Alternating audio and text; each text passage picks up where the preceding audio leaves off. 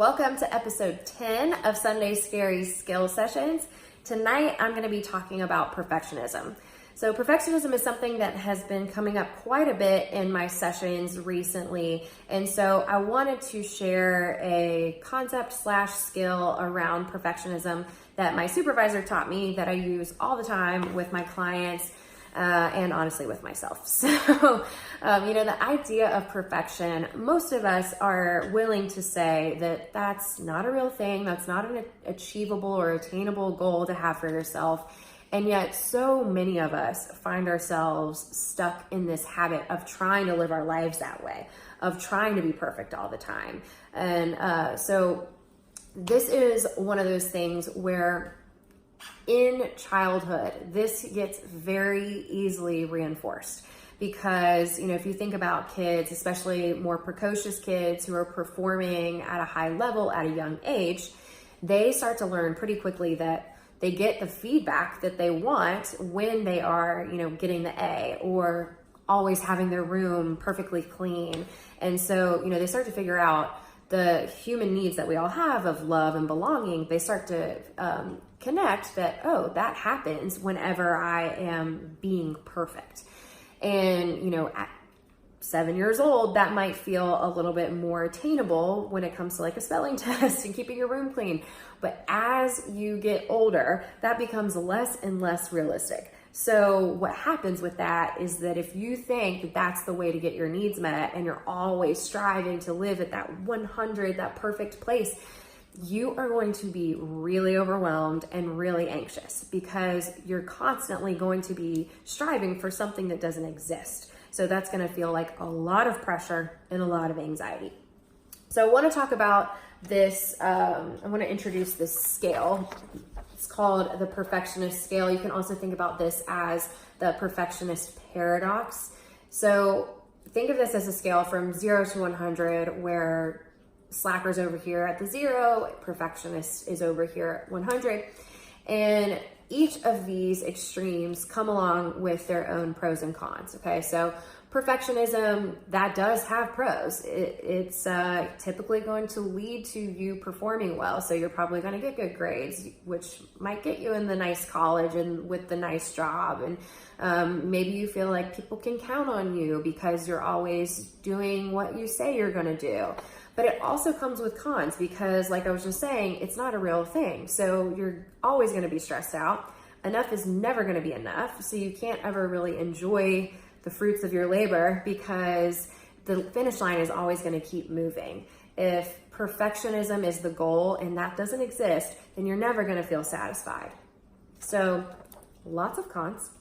Also with connection with other people, there's a big con there too, because, if you think about maybe like a group project or something, where if you're so focused on getting a 100, then you might not be open to other people's opinions or feedback. And so that's going to make people feel some type of way. And that doesn't necessarily lead to positive connections with other people. So pros and cons over here. There's also pros and cons on this extreme here. So some pros for the slackers, they're not going to be stressed out ever, probably. And maybe they make more time for fun in their life. But because of that, they're also probably not doing a whole lot. So, okay, we've got pros and cons on both sides. All right. What happens with this is that when you try to live your life over here, this is not sustainable. Because it's not real, it's not sustainable. And so it's draining, it's exhausting, and inevitably you are going to get so wiped out that you're going to swing over here into this direction, okay? Where you're looking more like a slacker. And this is going to feel really bad for someone who's a more driven person. So what's going to happen is that guilt and shame are going to get piled on. And then once that becomes really all consuming, then you're going to just swing right back into perfectionism because you're going to be like, oh my gosh, I have to make up for lost time. I can't believe I just did nothing all day. Like I got to go. So this is what happens. It becomes this flip flop between these extremes when you try to live here. Okay. So the paradox of perfection is that this can't be the most perfect place to be perfect. Because it's not sustainable and it comes with all these cons. Perfect things don't have cons. perfect was real, okay? So the more perfect place to be perfect probably looks somewhere closer to like 70 or 80%, okay? That's more effective because you get the pros of perfectionism. You're still getting the good grades, people can count on you, all those things, without the cons. You make room for other people's opinions, and you're able to enjoy your hard work, and you don't feel like you're constantly having to move to the next thing. So this is the more perfect place to be perfect. And you can use this as a skill by simply asking yourself the question, what would it look like if I were to dial down my expectations from that 100 perfect to 70, 80%? So like, what would I be telling myself? What will my thoughts be? How would I be behaving? How would I be treating other people? What would be different if I was living here instead of here? And again, the purpose of that is because this is sustainable. This actually is more effective because it's sustainable and because you get the pros without so many of the cons.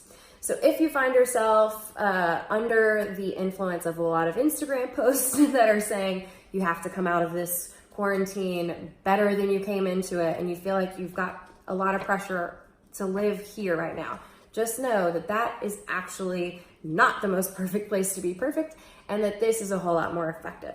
So next time you find yourself trying to live here, try to ask yourself, what would be different if I just shifted a little bit over, 70, 80%, and see if that starts to make some positive changes for you.